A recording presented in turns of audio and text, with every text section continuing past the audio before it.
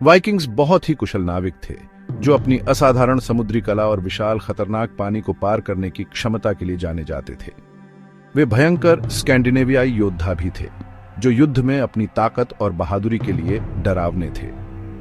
उनके long ships को चतुराई से गति और सहनशक्ति दोनों के लिए डिजाइन किया गया था, जिससे वे लंबी दूरी तय कर सकते थे और दूर दूर की जमीनों तक पहुंच सकते थे। वाइकिंग्स 8वीं शताब्दी के अंत से 11वीं शताब्दी तक सक्रिय थे, जो विस्तार और अन्वेषण का काल था। इस युग को वाइकिंग युग के रूप में जाना जाता है, जिसकी विशेषता बड़े पैमाने पर छापे, व्यापार और अन्वेषण है। इस दौरान उन्होंने यूरोप और उससे आगे के इलाकों पर छापा मारा, व्यापार किया और खोजबीन की। जहां भी वे गए अपनी एक अमिट छाप छोड़ी। वाइकिंग्स एक एकीकृत समूह नहीं थे, बल्कि विभिन्न जनजातियों और कुलों से बने थे। वे स्कैंडिनेविया के विभिन्न क्षेत्रों से आए थे, जिनमें डेनमार्क, नॉर्वे और स्वीडन शामिल थे। प्रत्येक की अपनी अनूठी संस्कृति और परंपराएं थीं। उनके अपने राजा और जारल थे या सरदार, जो युद्ध और शांति के समय में उनका नेतृत्व करते थे। हालांकि वाइकिंग्स को अक्सर उनके छापे के लिए जाना जाता है, लेकिन वे कुशल व्यापारी, किसान और शिल्पकार भी थे, जिन्होंने अपने समय की अर्थव्यवस्था और संस्कृति में महत्वपूर्ण योगदान दिया। वाइकिंग युग 8वीं शताब्दी के आसपास शुरू हुआ, जो स्कैंडिनेविया के नॉर्समैन के समुद्री कारनामों का दौर था। इस युग को पूरे यूरोप और उससे आगे के इलाकों में बड़े पैमाने पर छापे, व्यापार और अन्वेषण की विशेषता थी। इतिहासकार वाइकिंग विस्तार के सटीक कारणों पर बहस करते हैं। कुछ का मानना है कि यह कई कारकों का संयोजन था, जिसमें राजनीतिक अस्थिरता और विदेशी धन की लालसा शामिल थी। दूसरों का सुझाव है कि स्कैंडिनेविया में बढ़ती आबादी के कारण संसाधनों और कृषि योग्य भूमि की कमी हुई, जिससे वाइकिंग्स को नए क्षेत्रों की तलाश करने के लिए मजबूर होना पड़ा। फिर भी अन्य नए व्यापार मार्गों और संसाधनों की खोज का हवाला देते हैं। वाइकिंग्स कुशल व्यापारी थे, जिन्होंने पूरे यूरोप और एशिया में नए आर्थिक संबंध स्थापित करने की मांग की। पहला दर्ज वाइकिंग छापा 793 ईस्वी में इंग्लैंड के लिंडसफर्ने मठ पर हुआ था। यह क्रूर हमला ईसाई जगत के लिए एक झटका था और इसने वाइकिंग्स के एक नए युग की शुरुआत का संकेत दिया। इस घटना ने वाइकिंग युग की शुरुआत की, एक ऐसा समय जब नॉर्स योद्धा युद्ध में अपनी क्रूरता और सामरिक कौशल के लिए जाने जाते थे। वाइकिंग्स ने अपने लाभ के लिए असाधारण जहाज निर्माण और नेविगेशन कौशल का उपयोग किया। उनके लॉन्ग शिप तेज और टिकाऊ थे, जो खुले समुद्र और उथली नदियों दोनों को नेविगेट करने में सक्षम थे। उन्होंने यूरोप की नदियों को अपने लंबे जहाजों में रवाना किया, रास्ते में लूटपाट मचाई। इन अभियानों ने उन्हें धन संचित करने और विशाल क्षेत्रों में अपना प्रभाव डालने में सक्षम बनाया। उन्होंने इंग्लैंड, आयरलैंड, फ्रांस और यहां तक कि रूस के कुछ हिस्सों में बस्तियां स्थापित की। ये बस्तियां व्यापार और सांस्कृतिक आदान प्रदान के केंद्र बन गईं। जहां भी वे गईं, एक स्थायी विरासत छोड़ गईं।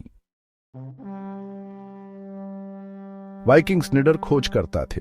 उन्होंने पश्चिम की ओर उत्तरी अटलांटिक के पार आइसलैंड और ग्रीनलैंड की यात्रा की। उन्होंने उत्तरी अमेरिका में एक अल्पकालिक बस्ती भी स्थापित की, कोलंबस से सदियों पहले। वाइकिंग्स कुशल व्यापारी भी थे। उन्होंने पूरे यूरोप और एशिया में व्यापार मार्ग स्थापित किए। उन्होंने फर, लकड़ी और गुलामों जैसी वस्तुओं का व्यापार किया। वाइकिंग्स की विजय और खोजों का इतिहास के पाठ्यक्रम पर गहरा प्रभाव पड़ा। उन्होंने कैरोलिंगियन साम्राज्य के पतन में योगदान दिया और इंग्लैंड और फ्रांस में नए राज्यों का उदय। भाग 4, वाइकिंग्स का जीवन, संस्कृति, विश्वास और दैनिक दिनचर्या। वाइकिंग समाज, समुदाय और परिवार की गहरी भावना पर आधारित था। उनका दैनिक जीवन उनके पर्यावरण और एक दूसरे के साथ गहराई से जुड़ा हुआ था। गांव उनकी दुनिया का केंद्र था और प्रत्येक व्यक्ति ने एक महत्वपूर्ण भूमिका निभाई। उनकी एक जटिल सामाजिक संरचना थी, जिसमें दास, फ्रीमैन और रईस शामिल थे। प्रत्येक वर्ग की अपनी जिम्मेदारियां और विशेषाधिकार थे, जो समाज के समग्र कामकाज में योगदान करते थे। वाइकिंग्स कुशल कारीगर थे, जो उत्तम गहने, हथियार और जहाज बनाते थे। उनका शिल्प न केवल व्यावहारिक था, बल्कि कलात्मक अभिव्यक्ति का एक रूप भी था, जो उनकी रचनात्मकता और तकनीकी कौशल को प्रदर्शित करता था।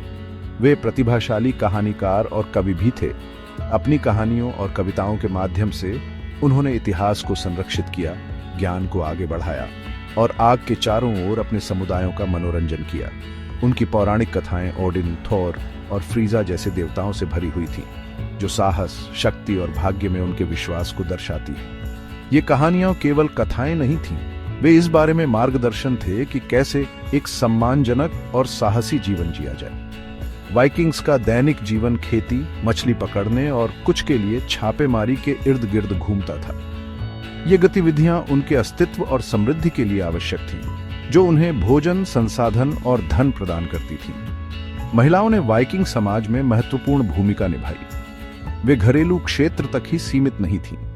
उन्होंने सामुदायिक और आर्थिक गतिविधियों में सक्रिय रूप से भाग लिया। उन्होंने घर का प्रबंधन किया, बच्चों की परवरिश की और व्यापार में भी लगी रहीं। उनके योगदान वाइकिंग समाज के कामकाज और सफलता के लिए महत्वपूर्ण थे, जिससे वे अपने समुदायों के आवश्यक सदस्य बन गए। भाग 5, वाइकिंग्स की विरासत, उत्तर की गूंज। वाइकिंग युग का अंत 11वीं शताब्दी के आसपास हुआ। हालांकि वाइकिंग्स ने एक स्थायी विरासत छोड़ी है। उनके छापों और विजय ने पूरे यूरोप में राजनीतिक और सांस्कृतिक परिवर्तनों को गति दी। उनके जीन दुनिया भर की आबादी में रहते हैं।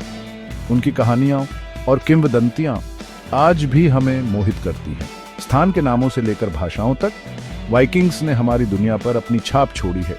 उनकी साहसिक भावना और खोज की प्यास हमें प्रेरित करती रहती है। वाइकिंग्स हमें याद दिलाते हैं कि सबसे उग्र योद्धा भी कुशल कारीगर, व्यापारी और खोजकर्ता हो सकते हैं।